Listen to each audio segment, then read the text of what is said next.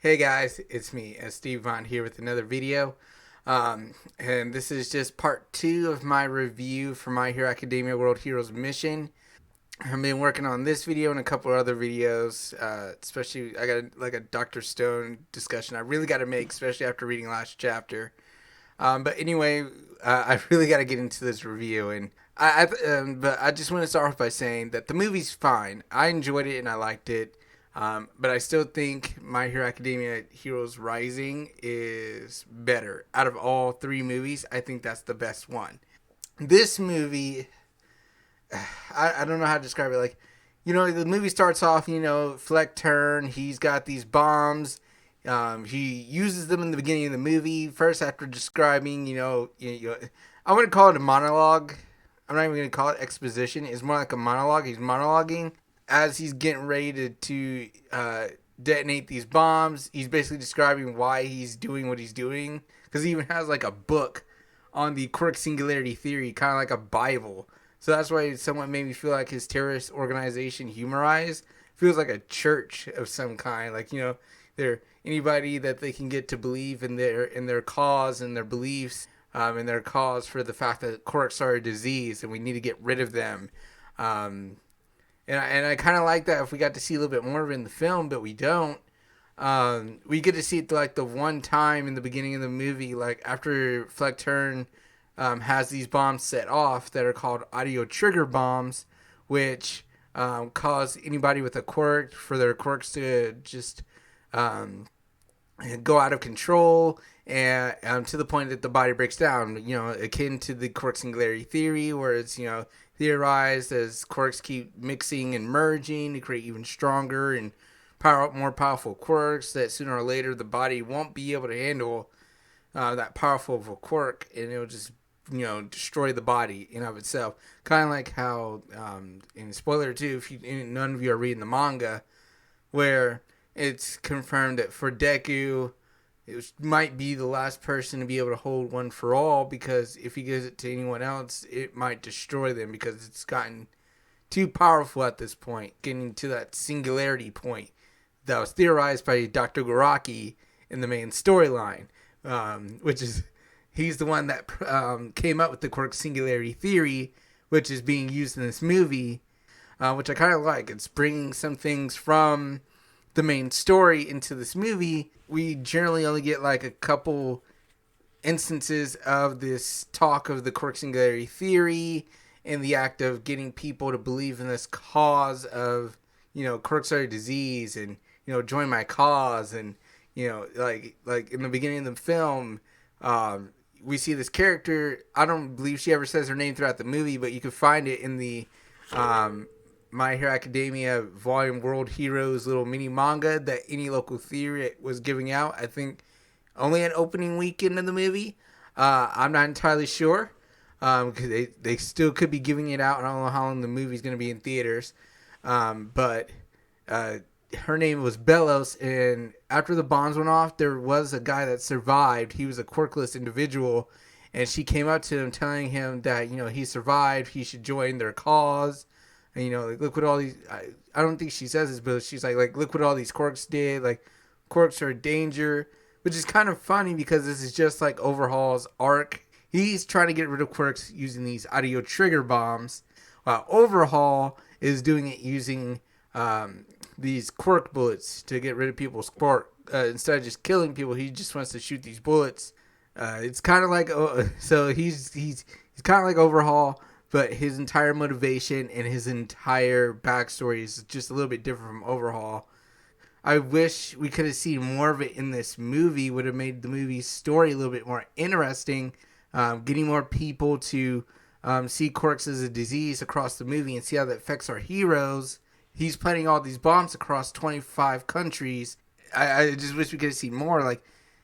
Because for the most part in the movie, I mean, we have all these heroes. We're only focused on a small group of people in the movie. I mean, it's not too much of a bad thing because the story was fine, but like you have the movie called World Heroes Mission. All the other heroes that we see in the movie, that are in these other countries that we don't focus too much on. They only have like a couple scenes, a couple lines of dialogue. They're only focusing on what happens to Deku when he gets framed, and any information that Deku, Bakago, and Todoroki and Rhodey find out later on in the movie, they'll comment on, and they're doing whatever they need to do to facilitate their role in the movie, to facilitate the fact this is called a World Heroes mission.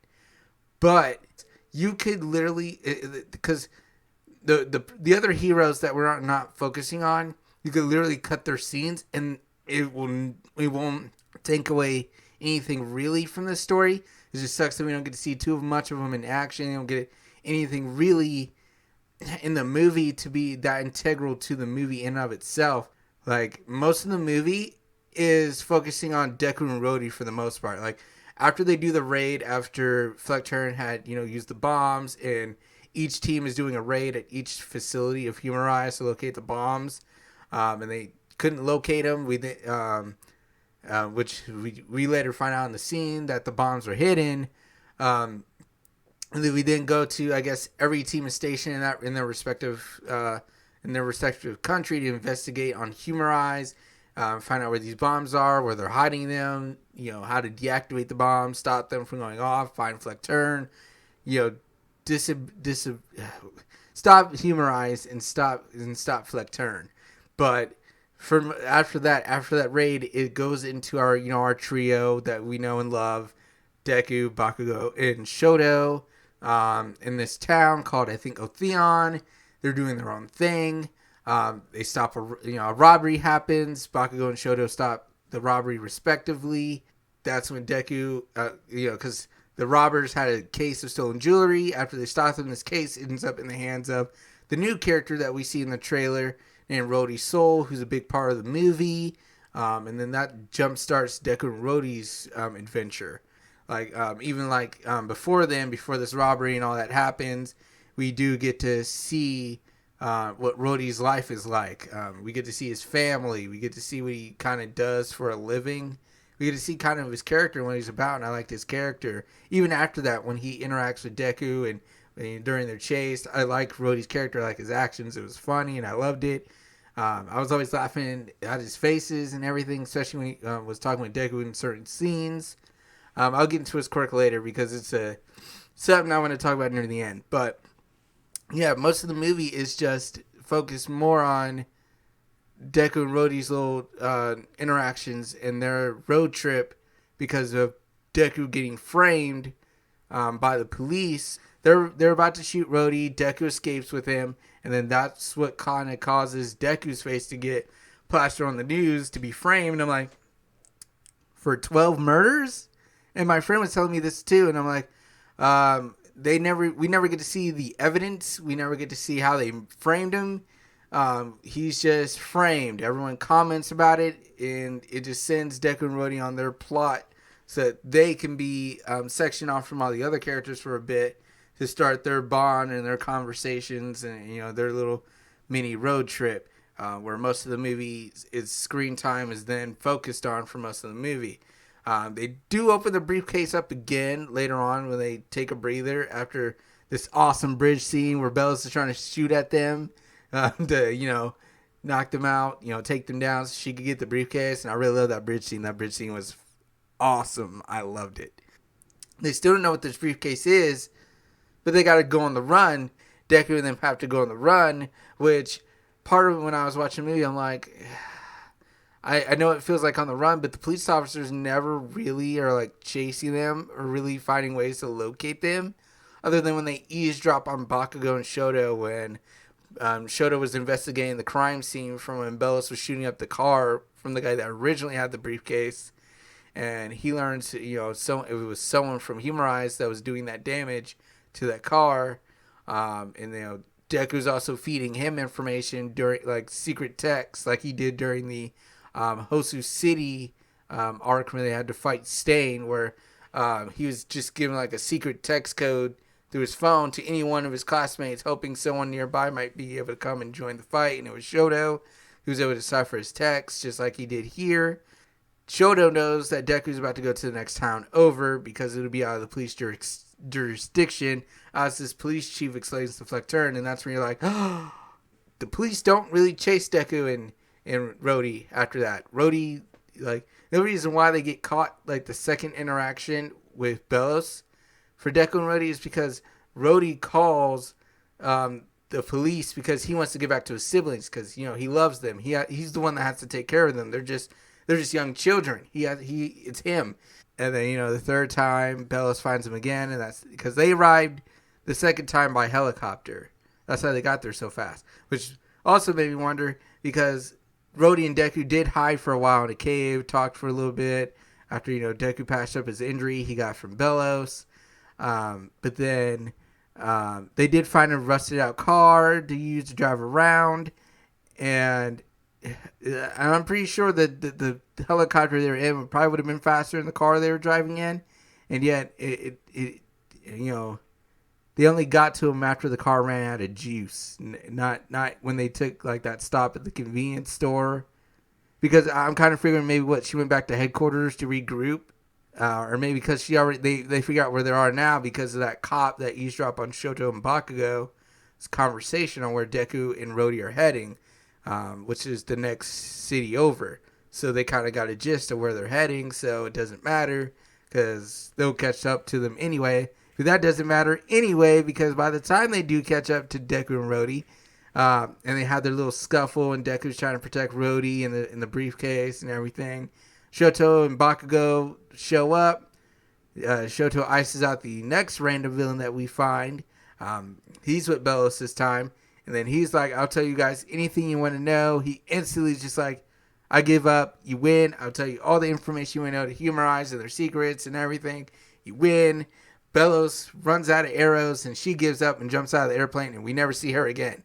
I was just like, I don't really feel like they're on the run because really, it's only like 2 times that Bellows and some random villain encounter Deku and Rhodey. Twice.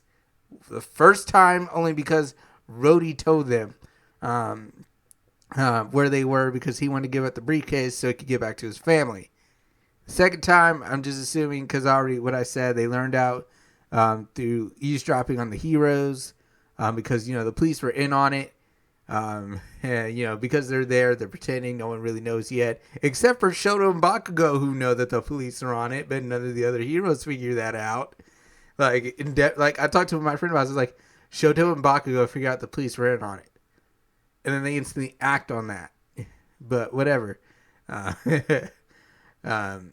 then they so it's just like, what's the point of the run? Not even the regular police were after them. I mean, sure, yeah, you'll see like in a couple scenes, like, Deku texting Shoto, letting him know they're still going to the next town over. He's doing secret texts just in case anyone should intercept his text messages. He's always taking the battery out of his phone so no one can track him. And of course, they'll show like a news when Rhodey goes into this convenience store to get supplies for them. After they get the car. Shows Deku's face on the news, again showing that he's a wanted person, and that's when me and my friend got to thinking, why isn't Rhodey's face on the news? They literally saw Rhodey's face when the police encountered him after the subway station scene, and they were about to shoot him, so they know what he looks like. And like the second time, Flip Turn has a screenshot of what Rhodey looks like after that second encounter, and when we later find out in the movie. Fleck Turn, because we learn in a flashback and kind of exposition here with Rhodey and Deku that Rhodey hates his dad because his dad left him when they were young. His dad, come on, Fleck Turn, speaking of his dad, because Fleck Turn knew Rhodey's dad because he's the one that forced Rhodey's dad to join Humorize to make the audio trigger bombs. So it's like you have all this information basically, and you have a bomb set in that city. So I'm like, you could have done this millions of ways to get that briefcase back. Like, you have enough information here to look up Rhodey to find out he has siblings. Especially since near the end of the movie you mentioned his dad. So you knew who this dude was after you saw Rhodey. And I'm just like, you could have you could have bargained, could have had him where, you send some kind of special message out, give him the briefcase back, and maybe your siblings will be okay. Or kidnap the siblings. Or, whatever, to ensure that you win in victory. But instead, what he does is basically nothing. Besides, send out Belos and some random villain on 2 separate occasions throughout Deku and Rhodey's little road trip to try to get the suitcase back. I mean, the briefcase back. And nobody else comes after them. And that's pretty much it. Like it would have been cool to see more from the other heroes besides just Deku, Bakago, and Rhodey affecting the story. And, most of the scenes being on them. Like, we get scenes with the other heroes. It's just, they're not integral. It's just like little scenes with them for like a couple minutes, and that's it. That then all the other pro heroes and everyone else relies on Deku, Bakago, Shoto, and Rhodey to then go take care of and disarm the bombs. Like, while the other heroes locate the other 25 bombs that the villain announces to them that he's about to start activating his bombs and that he'll give the heroes a chance to try and stop him. So he kind of hides these bombs somewhere in plain sight where they are able to locate these bombs. But at the same time, they're also fighting fodder villains, that kind of give them a little bit of a run for the money. And then some of them are trying to put them up in the atmosphere so that when they explode, they won't really hurt anybody. While Deku and them go fight their main final battles to stop Fleck Turn. I mean, I enjoyed the fights. Like I said, I enjoyed the fights. I enjoyed the animation. It's all good. I loved it, especially this creepy little dude named, I think, Serpenter. They're twins, so it's not just one villain. It's a twin villain, and they're fighting Baku, and they got this creepy laugh in the Japanese subtitle version. I'm kind of curious what the dub version sounds like, so I got to check that out. And then we get, the backstory of Fleck Turn, which I like because it kind of correlates to the main storyline with certain quirks affecting people's lives, like Toga's quirk, where, she's compulsive to her quirk. She can't help it. Everyone's trying to tell her to be normal, but she can't. No one's tried to really help her. Society kind of fails her, and she ends up becoming the villain that she is. So I kind of like that, too. Like, Fleck Turn's quirk is like a reflect. And I guess his quirk kind of caused him to be alone. His family didn't love him. He didn't have any friends, really, because of his quirk. So he viewed it as a disease. And, of course, in tandem with the quirk singularity theory, that doesn't really help much to make this guy not want to destroy quirk society. So, and it kind of sucks to get his backstory at the end of the movie. Likewise with Rhodey's quirk, like at the end, like because I was when we got to that part, I was like, I don't remember saying them talking about his quirk throughout the movie, but there's like you just hear this voiceover with Deku and Rhodey talking, with Deku asking Rhodey what his quirk is, and when it's revealed that P knows his quirk, he kind of reflects, the real side of Rhodey. And thanks to that, Quirk was able to save the day. But it's just like, because the villain put the bombs in a timer. I was just like, well, you really helped out the heroes. You gave them a timer. You literally gave them all this extra time to stop you, and they stopped you within 5 seconds. And I'm just like, that's a villain no-no. You never put a timer. You never, unless it's like you try to escape the building just to give yourself enough time to get out of there. But like, you like none of the bombs are near you. None of the bombs are around. Why did you have this timer? Why? You already had them in place. All the heroes were around them. All you had to do was just turn on the bombs, and everyone would have been dead, and you would have been closer to achieving your goal of a quirkless society. But because of the plot, he has to have a timer to give the heroes this time. So if these bombs went off, Deku, Bakago, Rhodey, Shoto, and Fleck Turn, and all the people that were in that area during their fights would have been okay, I think. But it's just like, God, man, you had the chance. You had the chance and you blew it. You had so many chances. Like, he really doesn't do much throughout the movie, Fleck Turn. Like, he talks to the police chief. Sure, he sets off the bombs at the beginning of the movie, showing that this dude, what he's about and what he's going to do and what he believes in and why he's doing what he's doing. But then most of the movie, he's just around. He doesn't really do much until near the end of the movie. And that's just pretty much it. Like, he talks to the police chief. He then looks at, the screen of the second encounter that Rhodey and Deku had with Bellows and the random villain. Um, and then, of course, telling the heroes near the end of the movie that, his plan, what he's about to do with the bombs. I just wish we could have seen more, like, of Humorize and their organization, him collecting his forces, and like, it just didn't really feel like a World Heroes movie to me in that sense. Like, you could take out the 24 other countries, focus and make the story the same way it was, and still show, like, the faces of everyone Deku's ever cared about, and it's still, the plot would have probably generally still been the same.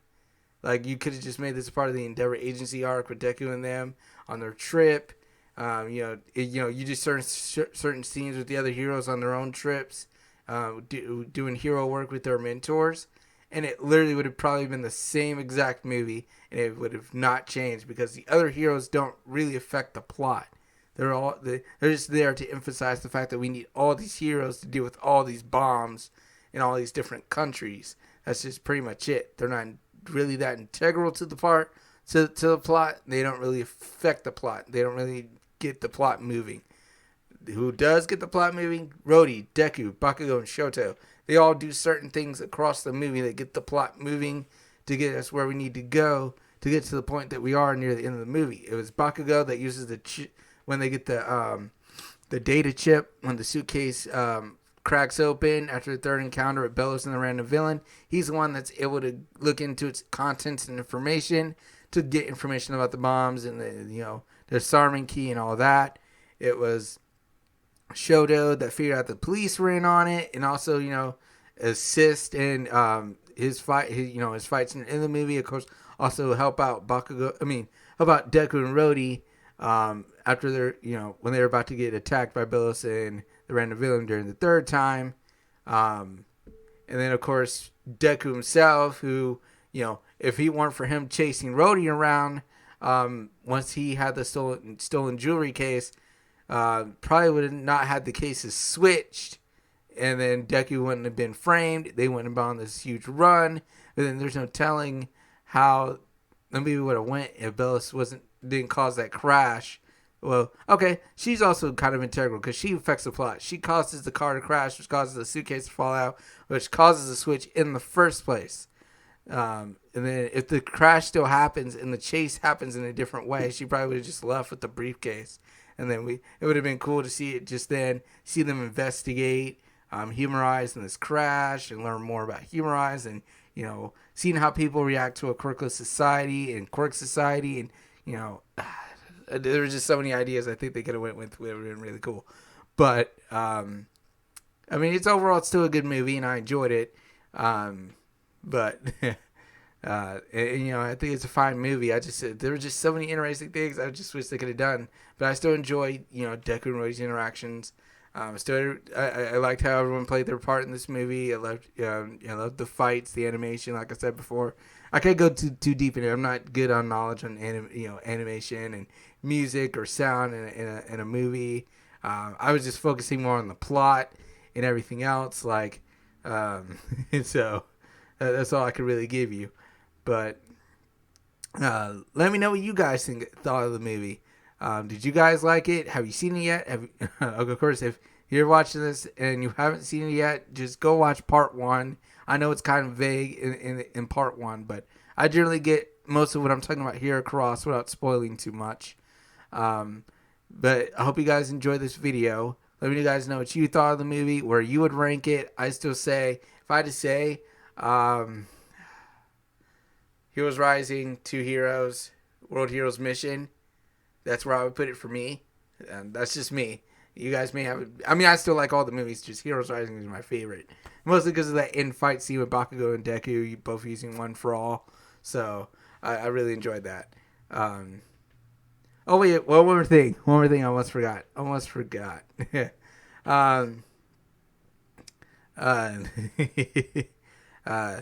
Those stealth suits that Bakago, Deku, and Shoto wear that you see promoted heavily a lot, both in the trailer, other promotions, posters, and of course in My Hero Academia 1 Heroes Justice 2. They only wear them for a couple minutes, and they go back to their regular hero outfits. Me and my friend were kind of disappointed by that because I was like, we love those outfits. Those outfits are pretty cool, and they're only wearing it for a couple minutes, and it's over. But, yeah. So, yeah, that was pretty much it. That's all I wanted to say. I hope you guys enjoyed the video. Hope you guys liked it. Thank you guys for watching, and I will catch you guys in the next video, which I'll be talking about Dr. Stone, because the latest chapter, it has me needing to talk about this, and it needs to be talked about. But thank you guys for watching, and I'll catch you guys later.